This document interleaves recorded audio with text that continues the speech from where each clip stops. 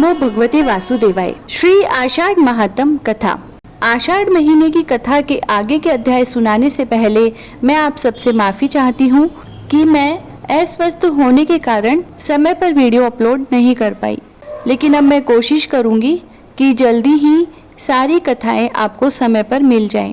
इसीलिए आज की कथा में हम 2 अध्याय लेकर आए हैं, 17वां और 18वां अध्याय। कल के अध्याय में हम 19वां और 20वां अध्याय लेकर आएंगे। इस तरह से समय पर हम अपनी कथा को पूरा कर सकेंगे। तो आइए पहले सुनते हैं आषाढ़ मास कथा का 17वां अध्याय। हे शौनकादिक ऋषियों, भगवान श्री हरि के योग निद्रा में प्रवेश करने के पश्चात धर्मपुरी में चातुर्मास का पालन प्रारंभ हुआ। राजा धर्मवीर ने अपने राज्य में हिंसा, व्यर्थ उत्सव और अपव्यय को रोककर जप, दान, सत्संग और धर्म श्रवण का विशेष प्रबंध किया। प्रतिदिन प्रातःकाल महर्षि के आश्रम में धर्म सभा सजती, वेद मंत्रों का उच्चारण होता, तुलसी की सुगंध वातावरण को पवित्र करती और भगवान श्री हरि के नाम का संकीर्तन दूर दूर तक सुनाई देता। एक दिन राजा धर्मवीर ने विनम्र होकर महर्षि से पूछा, गुरुदेव, हम सब चातुर्मास का पालन कर रहे हैं, व्रत भी कर रहे हैं, जप भी कर रहे हैं और दान भी दे रहे हैं, परंतु मेरे मन में एक जिज्ञासा बार बार उठती है, क्या इन 4 महीनों का कोई ऐसा रहस्य है जिसे सामान्य लोग नहीं जानते? महर्षि कुछ क्षण मौन में रहे, फिर उन्होंने गंभीर स्वर में कहा, राजन, तुम्हारा प्रश्न अत्यंत उत्तम है। धर्म का बाहरी आचरण सब देख लेते हैं, पर उसका रहस्य विरले ही जान पाते हैं। इसी विषय में एक प्राचीन इतिहास है जिसे मैंने अपने गुरुदेव से सुना था। उन्होंने यह कथा महर्षि नारद के मुख से श्रवण की थी। यदि श्रद्धा से सुनोगे तो चातुर्मास का वास्तविक स्वरूप समझ में आ जाएगा। सभा में बैठे सभी लोग सावधान होकर बैठ गए और महर्षि ने प्राचीन आख्यान आरंभ किया। बहुत प्राचीन काल की बात है। विंध्य पर्वत की दक्षिण दिशा में तपोवन नामक एक पवित्र वन था। वहाँ अनेक ऋषि मुनि तपस्या करते थे। उसी वन में महातपस्वी ऋषि वेदांत का आश्रम था। वे अत्यंत विद्वान थे, पर उनके मुख पर विद्या का गर्व नहीं, केवल भगवान श्री हरि का स्मरण रहता था। आषाढ़ मास का समय था। आकाश में वर्षा के मेघ छा गए थे। वन के वृक्ष हरियाली से भर उठे थे। नदी का निर्मल जल वेग से बह रहा था। पक्षियों का कलरव और मयूरों का नृत्य प्रकृति की शोभा बढ़ा रहे थे। उसी समय आश्रम में एक युवा ब्रह्मचारी पहुंचा। उसका नाम सुमेध था। उसने ऋषि वेदांत को प्रणाम कर कहा, गुरुदेव, मैं अनेक तीर्थों की यात्रा कर चुका हूँ, अनेक व्रत किए हैं, परंतु मेरे मन को अभी तक शांति नहीं मिली। कृपा करके मुझे ऐसा मार्ग बताइए जिससे भगवान श्री हरि की सच्ची कृपा प्राप्त हो। ऋषि वेदांत ने उसे अपने समीप बैठाया और बोले, वत्स, तुमने तीर्थों की यात्रा तो की, पर क्या कभी अपने मन की यात्रा भी की? सुमेध आश्चर्य में पड़ गया। वह बोला, गुरुदेव, मन की यात्रा कैसे होती है? ऋषि मुस्कुराए। उन्होंने समीप रखे जल पात्र से जल लेकर एक शांत सरोवर की ओर संकेत किया। सरोवर का जल बिल्कुल निर्मल था। उसमें आकाश का प्रतिबिंब स्पष्ट दिखाई दे रहा था। ऋषि बोले, वत्स, जब जल शांत होता है तभी उसमें आकाश दिखाई देता है। उसी प्रकार जब मन शांत होता है तभी उसमें भगवान का प्रकाश प्रकट होता है। चातुर्मास का उद्देश्य बाहर घूमना नहीं, भीतर उतरना है। ये वचन सुनकर सुमेध का हृदय द्रवित हो उठा। उसने गुरु के चरणों में प्रणाम कर कहा, गुरुदेव, मुझे अपना शिष्य स्वीकार करे। मैं इन 4 महीनों तक आपके आश्रम में रहकर सेवा, स्वाध्याय और हरि नाम का अभ्यास करना चाहता हूँ।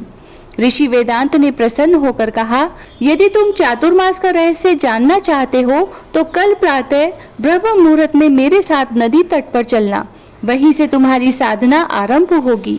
सुमेध ने ओम नमो भगवते वासुदेवाय का जप करते हुए गुरु के चरणों में दंडवत प्रणाम किया। इतना कहकर महर्षि कुछ क्षण मौन हो गए। राजा धर्मवीर अत्यंत ध्यान से यह आख्यान सुन रहे थे। उन्होंने विनम्र होकर कहा, गुरुदेव, ऐसा प्रतीत होता है कि यह कथा केवल सुमेध की नहीं, हम सबकी है। महर्षि ने उत्तर दिया, राजन, यही तो महात्म्य का रहस्य है। जो कथा अपने जीवन का दर्पण बन जाए वही सच्ची धर्म कथा है। फिर सूत जी कहते हैं, हे शौनकादिक ऋषियों, अगले दिन ब्रह्म मुहूर्त में ऋषि वेदांत सुमेध को लेकर नदी तट की ओर चले। वहां जो उन्होंने देखा और जो उपदेश दिया वही चातुर्मास की साधना का प्रथम सोपान बना। हे मुनिवरों, अगले अध्याय में मैं मन की शुद्धि और मौन की साधना का वह दिव्य प्रसंग सुनाऊंगा जिसे सुनकर सुमेध का जीवन ही बदल गया। इति श्री आषाढ़ महात्म्य में सप्तदशोध्याय संपूर्ण। जय श्री राधे। ओम नमो भगवते वासुदेवाय। आषाढ़ मास कथा 18वां अध्याय। सूत जी बोले, हे शौनकादिक ऋषियों, पूर्व अध्याय में आपने सुना कि महर्षि ने राजा धर्मवीर को एक प्राचीन आख्यान सुनाना आरंभ किया। उसमें महातपस्वी ऋषि वेदांत ने युवा ब्रह्मचारी सुमेध को चातुर्मास की साधना का मार्ग दिखाने का वचन दिया। अब आगे सुनिए। आषाढ़ मास का पवित्र समय था। रात्रि का अंतिम प्रहर समाप्त होने को था। आकाश में असंख्य तारे मंद प्रकाश बिखेर रहे थे। शीतल पवन वन के वृक्षों को स्पर्श कर रही थी। आश्रम में सभी तपस्वी जाग चुके थे और भगवान श्री हरि के नाम का मंद स्वर वातावरण में गूंज रहा था। ऋषि वेदांत ने सुमेध को जगाया और कहा, वत्स, जो साधक ब्रह्म मुहूर्त का आदर नहीं करता वह साधना का द्वार स्वयं बंद कर देता है। उठो, आज चातुर्मास का प्रथम पाठ आरंभ होता है। सुमेध तुरंत उठ खड़ा हुआ। उसने स्नान किया, आचमन किया और गुरु के पीछे पीछे नदी तट की ओर चल पड़ा। मार्ग में न कोई बातचीत हुई, न कोई प्रश्न। कुछ दूर चलने के बाद सुमेध ने देखा कि गुरु अत्यंत शांत भाव से चल रहे हैं। उनके चरणों की गति भी मानो किसी मंत्र की लय पर चल रही हो। नदी तट पर पहुंचकर ऋषि वेदांत कुशासन पर बैठ गए और सुमेध को भी समीप बैठने का संकेत किया। कुछ समय तक दोनों मौन रहे। सुमेध के मन में अनेक विचार उठते रहे। कभी उसे घर की याद आई, कभी तीर्थ यात्राओं का स्मरण हुआ, तो कभी भविष्य की चिंता। इतने में ऋषि ने नेत्र खोले और मुस्कुराकर बोले, वत्स, तुम्हारा शरीर तो मेरे पास बैठा है, पर तुम्हारा मन अभी भी संसार में भटक रहा है। सुमेध आश्चर्यचकित रह गया। उसने विनम्र होकर पूछा, गुरुदेव, आपने यह कैसे जान लिया? ऋषि बोले, जिस प्रकार हवा चलने पर सरोवर की लहरें बता देती हैं कि जल स्थिर नहीं है, उसी प्रकार चंचल मुख और अस्थिर श्वास बता देते हैं कि मन अभी शांत नहीं हुआ। फिर उन्होंने नदी के निर्मल जल की ओर संकेत करते हुए कहा, देखो सुमेध, जब तक जल में तरंगे हैं तब तक उसमें सूर्य का प्रतिबिंब स्पष्ट दिखाई नहीं देता। जब जल स्थिर हो जाता है तब उसी में आकाश भी दिखाई देता है। मन भी ऐसा ही है। जब तक इच्छाओं की तरंगे उठती रहेंगी तब तक भगवान का अनुभव कठिन रहेगा। सुमेध ने विनम्र भाव से पूछा, गुरुदेव, फिर मन को स्थिर करने का उपाय क्या है? ऋषि वेदांत बोले, चातुर्मास का प्रथम नियम है, दिन की शुरुआत भगवान के स्मरण से करो, संसार की चिंता से नहीं। ब्रह्म मुहूर्त में उठो, मौन रहो, शुद्ध श्वास के साथ हरि नाम का जप करो और धीरे धीरे मन स्वयं शांत होने लगेगा। इतना कहकर उन्होंने नेत्र बंद किए और मधुर स्वर में जप आरंभ किया। ओम नमो भगवते वासुदेवाय। सुमेध ने भी उसी मंत्र का जप आरंभ किया। धीरे धीरे उसकी मन की व्याकुलता शांत होने लगी। उसे लगा मानो भीतर का भारी बोझ हल्का हो रहा हो। सूर्य की पहली किरण नदी के जल पर पड़ी।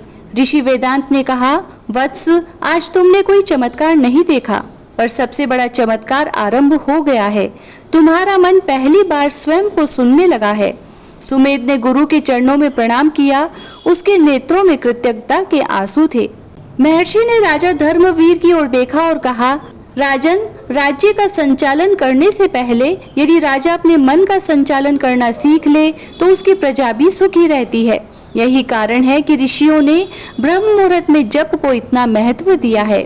राजा धर्मवीर ने विनम्रता पूर्वक उत्तर दिया, गुरुदेव, आज से मैं भी प्रत्येक प्रातः राज कार्य से पहले भगवान का स्मरण और मौन का अभ्यास करूंगा।